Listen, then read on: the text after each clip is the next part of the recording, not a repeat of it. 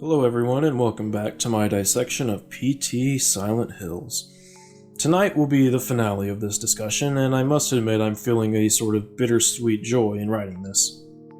Writing this script and editing these videos has been something of an adventure for me, in more ways than some of you will ever know, but I suppose that discussion is for another time. For now, let's reminisce about the terror that is PT Silent Hills.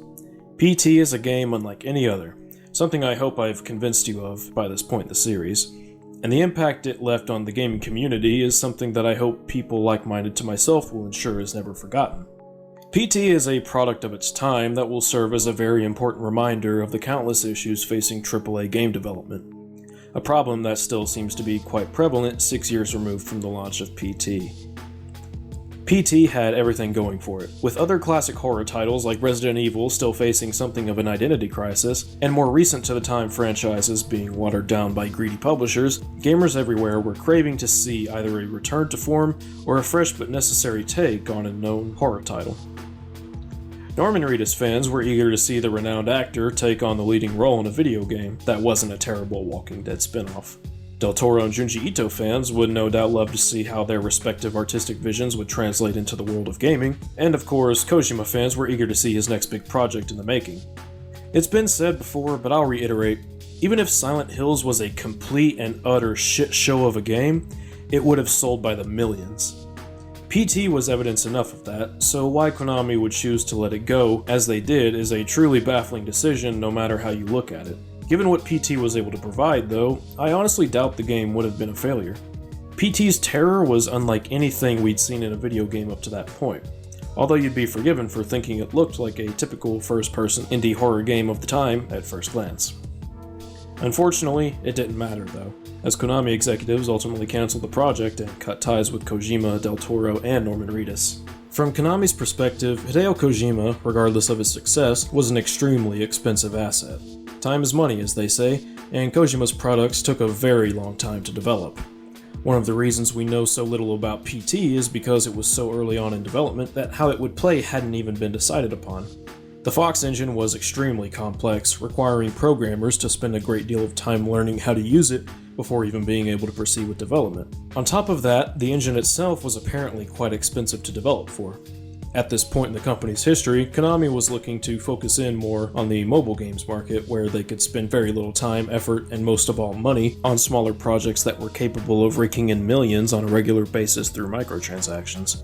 Compare this to a AAA video game which took years and millions of dollars to develop, which would really only see one major return in the initial sales, and you can probably see where Konami executives would have decided that Kojima had become more trouble than he was worth. Now let me be clear.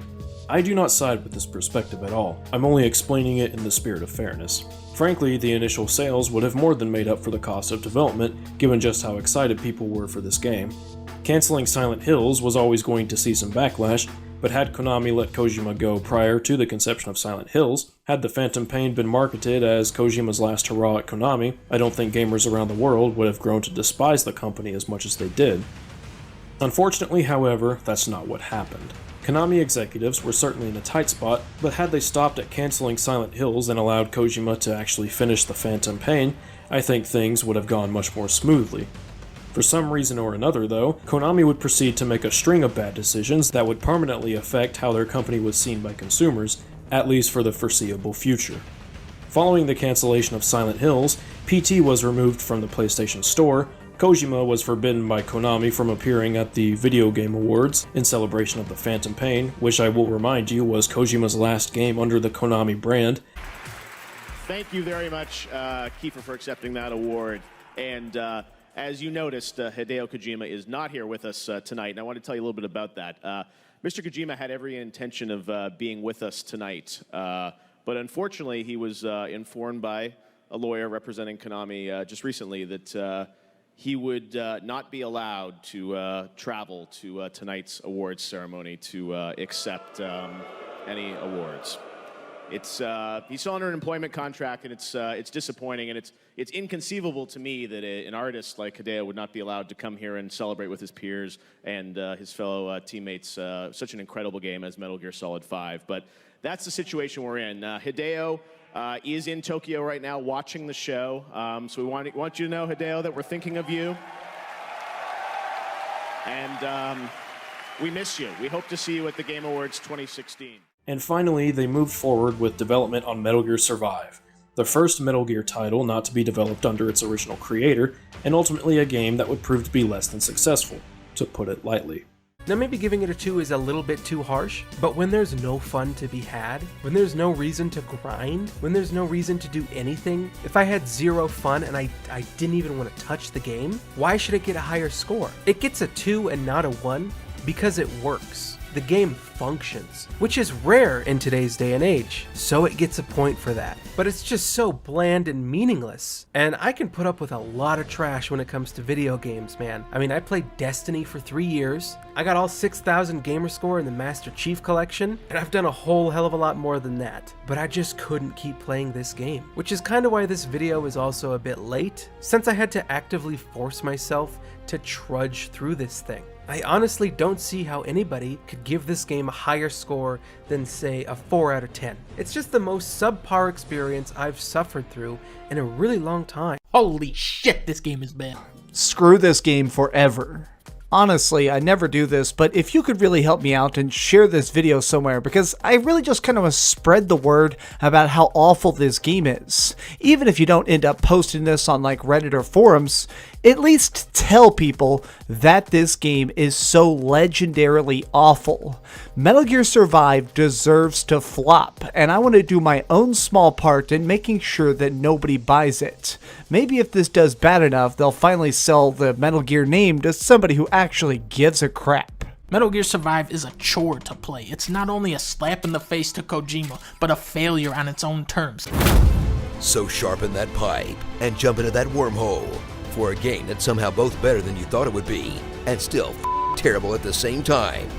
But hey, if it does have anything going for it, at least it's one of a kind. Because it's definitely not getting a sequel. The Metal Gear Survive reaches the dizzy heights of occasionally not boring. Nice work, Konami. Who needs Silent Hill when your business strategy can make me scared, miserable, and occasionally covered in bloodstained filth? Yeah, screw this. I am done. The final verdict for Metal Gear Survive is a 2! A 2 out of 10!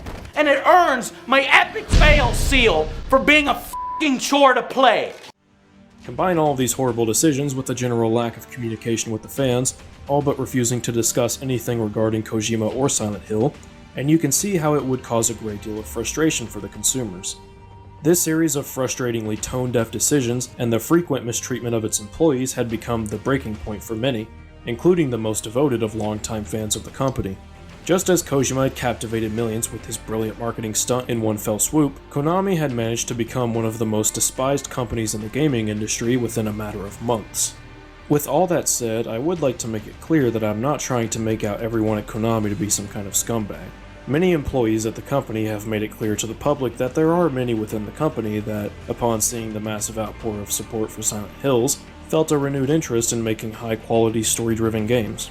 PT not only struck a chord with its audience, it managed to ignite a creative spark in numerous creators throughout the gaming industry, from the independent to the AAA. That alone is something worth celebrating. But alas, here we are. It's honestly a tragedy. That probably sounds hyperbolic, but PT was such a one-of-a-kind experience and there was so much potential in the Silent Hills project that its cancellation is, at least to me, a colossal failure on the part of Konami executives and a glaring reflection of the issues facing AAA game development. Since I've started writing this script, rumors of a new Silent Hill title have began circulating. This is nothing new, of course. There's been speculation from the day that PT was given the axe, but lately the rumors have really been going nuts. Pyramid Head, Cheryl Mason, Lisa Garland, and Sybil Bennett from Silent Hills 1, 2, and 3 have all been added to the game Dead by Daylight. On top of that, the next generation of consoles is right around the corner, so many players are assuming that Konami must be working on, or at the very least pondering, a new Silent Hill game. This of course raises a number of questions. What type of game would this Silent Hill title even be? Would it be a successor to PT? Are they going to remake one of the originals similar to what Capcom's been doing with Resident Evil? Are we going to see an entirely new game in the vein of Resident Evil 7? Silent Hill Battle Royale Pachinko? Who knows? There's almost nothing to go on at the moment. There have been rumors that the next game in the series will feature a companion app that will send messages to your phone in the real world. Cool idea, sounds almost like a Kojima thing to do. Also, no. If there is a new Silent Hill game currently in development, shot in the dark here, I don't think Kojima's involved. And no, Kojima isn't buying the Silent Hill license from Konami. Even he doesn't have that kind of money. I mean, okay, I guess I can't say that for absolute certainty, but I'm pretty confident. Not to ruin anyone's fun or rain on anyone's parade, but let's try and manage our expectations for what's to come. No doubt, PT's fantastic, but I'm also skeptical of what's to come given all that's happened since then. I know in the world of gaming that half a decade can feel like an incredibly long time, and with that time can come a renewed interest and even hope for the future, but let me remind you that this is Konami. Unless we're talking about Yu-Gi-Oh!, they've had a pretty spotty track record since even prior to Kojima's departure from the company. So given what I've said, you might be wondering what I'd like to see in the next Silent Hill. I don't want to dilute this video into a top 10 list or anything, but there are definitely a few things I'd like to see were we to venture back into that little town. The way I see it, there are two ways that the next game is likely to go. Of course, I could be completely wrong, but given the current state of the franchise, these two options feel the most appropriate, and most importantly, one of them is the safest bet at reigniting everybody's interest in the franchise. The first and most obvious is a remake of one of the original Silent Hill games. This is pretty obvious as an option, but I'd like to explore it a little bit more. If Konami were to release a new Silent Hill game, their first priority would have to be to remind people why they love the franchise as much as they do, whilst also making what epitomizes the franchise more easily accessible to the newer generations of players. As it stands, Silent Hill games are not easy to get a hold of, at least not the good ones. Unless you're alright with settling on a broken mess of an HD collection, containing only half of the originals, which, if I'm being honest, is probably for the best, or going the route of emulating, which has its own set of shortcomings, the only way you're going to be playing the original Silent Hill games is by tracking down copies of them from sellers on the internet. This, of course, comes with its own share of issues. Quality of deliveries can vary, prices can range from the obviously scamming to the utterly insane, and odds are not everyone is going to be familiar with every version of whichever game it is they're searching for. How many casual Silent Hill fans know the differences between the original and the greatest hits version of Silent Hill 2? I suppose if all else fails, you could get lucky and stumble across one at a flea market or a yard sale, but yeah, you understand what I'm getting at. And don't even get me started on how difficult it is for anyone without a PS4 to play PT. There have been some genuine and well-meaning attempts to preserve it across the internet, ranging from an Unreal Engine remake to someone recreating PT in Dreams, and while I'm certainly not about to take shots at these replicants, primarily since I haven't even played them myself, there are clear discrepancies between these fan projects and the genuine article that is the original PT demo. The point is, Silent Hill has been kept alive by its player base. When newcomers to the franchise hear about it, what they hear is more than likely coming from someone who grew up with the original 4.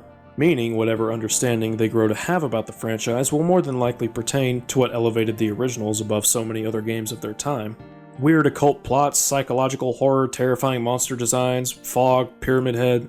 Dead by Daylight's most recent expansion should be evidence enough that when people think about Silent Hill, the originals are their go-to. So given how difficult it is for the players to get a hold of the original games, and given our understanding of where players' interests most likely are resting at this point, it makes complete sense to capitalize on all of that with the remake akin to what we've seen in the most recent Resident Evil games. Were the crew from Team Silent to be involved in the project, it would be all but guaranteed that the game would be faithful to the source material. So which game should be remade first? This might seem like a bizarre question, but Silent Hill 1 and 2 respectively have grown quite the following over the years. Silent Hill was a landmark title, but Silent Hill 2 was a sequel unlike any other, and perhaps most importantly to Konami, it was the most popular. Silent Hill 2's popularity cannot be overstated, and I would honestly not be surprised at all if it was the first to receive a remake. It would be Konami's safest bet for sure, and almost guaranteed to sell by the millions. This is all of course just my own speculation, and frankly, I would be excited to see either of them get remade, as long as it was of quality and there was promise that the other would receive its dues.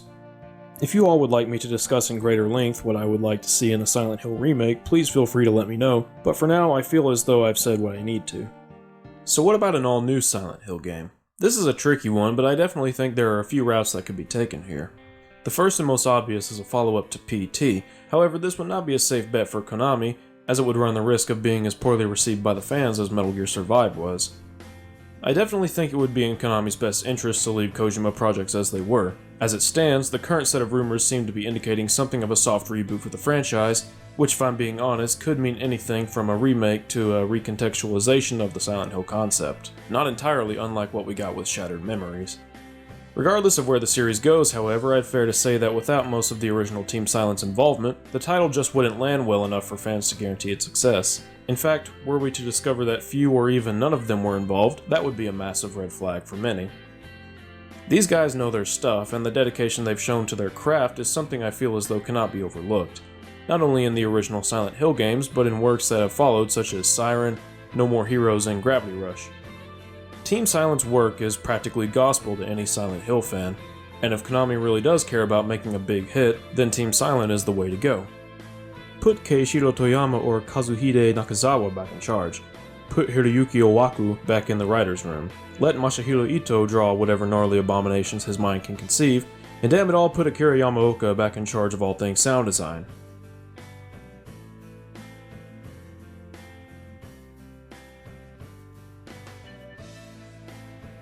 And no doubt these guys would love to be involved. Their love for Silent Hill far exceeds anything a fan like myself could ever feel or convey. Nakayama was already involved in Kojima's planned Silent Hills, and we know that other members of Team Silent were assisting with the project, so I've no doubt that the majority of them would be more than willing to get back to work on a real Silent Hill project. So moving forward, specifically from the perspective of a developer on the next Silent Hill title, what is there to learn from PT? Well, there are a few things. I don't necessarily think the next Silent Hill title needs to be so inspired by Kojima that it plays with the fourth wall or is played from the first-person perspective. However, as I hopefully explained, that's not all that PT was. First and foremost, Japanese horror. I'm going to make a rather strong claim here, but I believe audiences have been craving a legitimate mainstream Japanese horror gaming experience for quite some time. I would think PT's success and legacy would be evidence enough of this, but in all fairness, it could be dismissed by many, particularly businessmen who want a product with guaranteed success, as an outlier. That is an unfortunate truth to the matter that I hate to admit, but there you have it. But, given the love people have for the originals and PT, I think it's undeniable that Japanese horror is where Silent Hill is at its strongest. Aside from that, I think a greater focus on puzzle solving rather than combat would make for a strong approach. Silent Hill will never be known for having good combat, and if a Silent Hill title were to become known for having solid combat, I'd almost be willing to guarantee it would be considered mediocre as a whole. That's not to say that I want poorly implemented combat, just that combat should not be the main focus of the experience. I'm not about to sit here and boneheadedly insist that combat be a garbage experience and that tank controls still be a thing in 2020. The combat should be serviceable and functional, but it shouldn't be this action and body-oriented experience where you're capable of doing sick combos or slaughtering monsters. If I want any of that, I'm gonna go play Devil May Cry, not Silent Hill.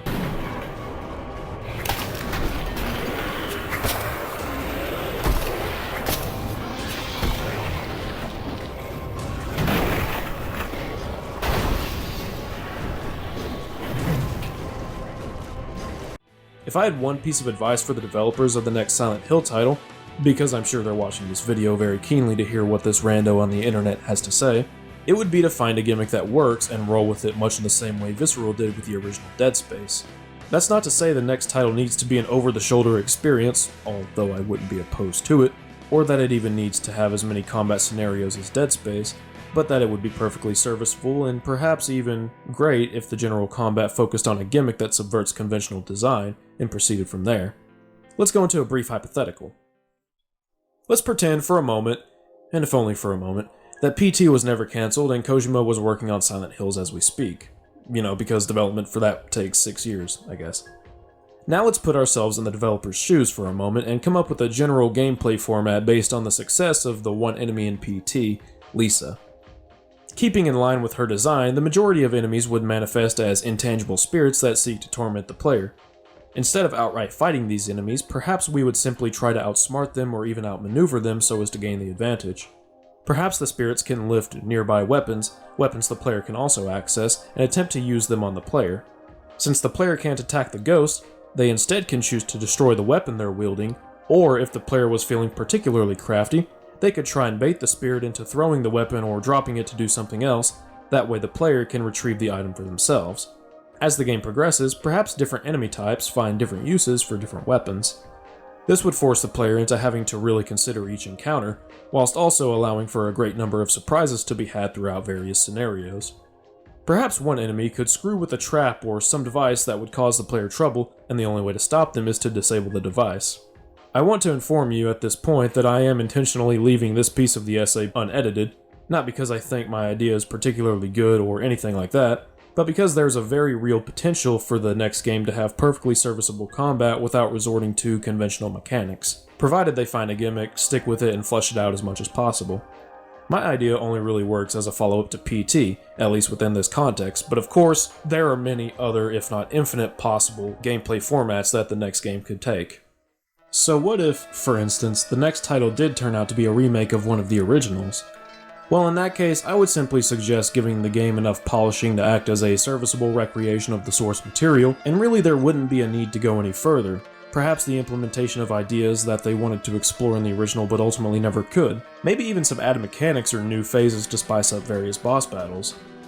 I suppose there are cues you could take from the Western titles, primarily on what not to do, but ultimately, I think the focus needs to be on puzzles, and there's really no need to go any further with the combat as long as the combat isn't a broken, buggy mess that screws the player over in a way that's outright unfair. Of course, more polished combat is always nice, and I want to make it clear that I'm not one of those people who weirdly insist that combat be bad in a horror game, as if unreliable combat suddenly equates to a more tense experience. The fear should come from the monsters and situations, not from anxiety over whether or not the controls are going to work. My only desire is to see other facets of the game given higher priority, most notably what the games have come to be known for over the years, the horror and exploration puzzle-based gameplay. Silent Hill is a series I've held a great deal of love and respect for over the years. Silent Hill 1 through 4 are some of my favorite horror games of all time, and Silent Hill 2 is one of my favorite games of all time. These games tackled mature storytelling in a way that modern games are still failing to catch up to, and the quality of character writing is outstanding. Not only are the games scary, but they're compelling. Despite the obviously horrifying nature of the realm of Silent Hill, there's something oddly mystifying about it and the way it manages to manifest around its characters. The Western titles, while having their merits, failed both as horror games and as compelling stories. PT was the first time in ages we'd seen Silent Hill truly return to form, despite the obvious differences between it and the original titles. PT is a downright terrifying experience on both an aesthetic and psychological level. Its few characters are compelling, and we can infer a great deal about them despite being given so little. Not only did it work as a horror game, but it was a major turning point for the Silent Hill franchise.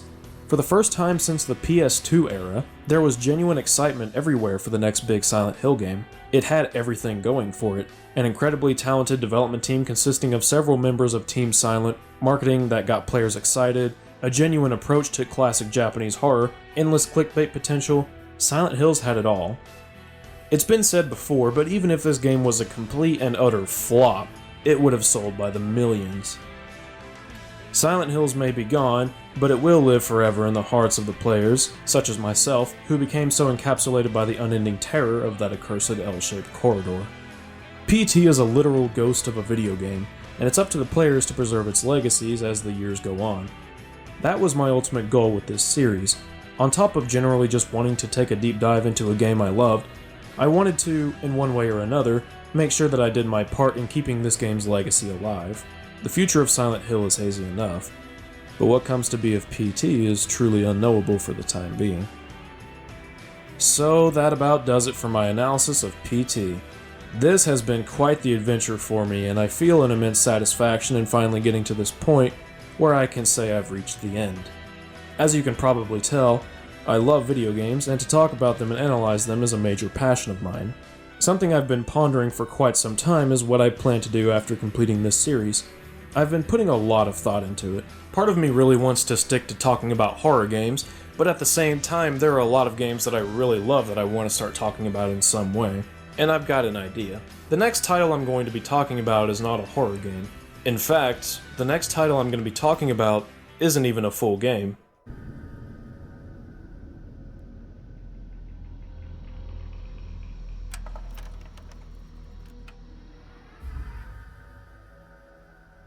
You've heard of the Sierra Madre Casino. We all have. The legend, the curses, Foolishness about it lying in the middle of the city of the dead, buried beneath a blood-red cloud. A bright, shining monument luring treasure hunters to their doom. The world's most famous stars and entertainers were invited to its grand opening. An invitation was a sign of exclusiveness. The opening was supposed to symbolize a road to a brighter future, not just for the world, but for all who came to its doors. A chance for anyone to begin again. Except the Sierra Madre never opened. The war froze it in time, like a big flashbulb going off. The grand opening, one big ending of humanity. It's still out there, in the wastes, preserved, just waiting for someone to crack it open. But getting to it, that's not the hard part. It's letting It's go. letting go. Fallout New Vegas, Dead Money. This one's going to be a bit different than my PT analysis series. For starters, this is going to be a full-fledged review, so this time when I start talking about the game's mechanics, story, etc., I'm going to be trying to arrive at a conclusion on the overall quality of it. I'm going to go ahead and warn you now, this series will be much longer than the PT series. Right now, and I'm only on the first draft, it's looking to be about 14 parts. However, the Dead Money review isn't all that I've got planned. I've got a few different video formats in mind that I want to try and play around with. The first, of course, being a review format that I want to try with Dead Money. The other is a critique. This won't be a video series so much as a single, probably quite long video, where I basically break down various different mechanics, storytelling aspects, and whatever else I can think of that really bring down a game. The critique videos will only be about games that I hate. So I'm going to be having a bit of fun with that. And hopefully some of you will enjoy getting to watch me go off on certain games that you might hate as well. I don't want to completely spoil what the critique's going to be, but I also kind of do. So what I'm going to do is tell you all 3 games that I currently have critique videos planned for, and then I'm going to leave you all to wonder what's to come. First, there's Dead Space 3, which some of you may know that I've already talked about just a little bit. Then there's DMC Devil May Cry, the reboot to one of my favorite franchises of all time. And finally, the sequel to one of my favorite games of all time, the sequel that everyone loves so much, The Last of Us Part 2. That's going to be a fun one. You can expect to see the next video out probably around mid-December. The thing about me is that I like to get my scripts completely done before I start doing any amount of video editing. That way I go in knowing exactly what I want. I'm a decent ways through the script of the Dead Money review, and I've drafted pretty much the entirety of my first critique. Again, this is going to take me some time. I just really want to make sure that these videos are as good as possible, and that I go into as much depth as possible. On top of that, I also have to gather video footage. And for the Dead Money review, I'm doing multiple playthroughs on multiple different characters, both on standard and hardcore mode. So that's gonna take me a little bit of time. Time that might be expanded a little bit more than it would have been had the PlayStation 5 not be releasing in less than a week. So yeah, I've got kind of a full plate here. I'm doing my best, I promise. Just be a little bit patient with me. There are more videos coming though, that much I can promise. But for now, I suppose it's time that I bid you all adieu. Thank you very much for joining me on this journey through PT. I will see you all again soon. Thanks for watching.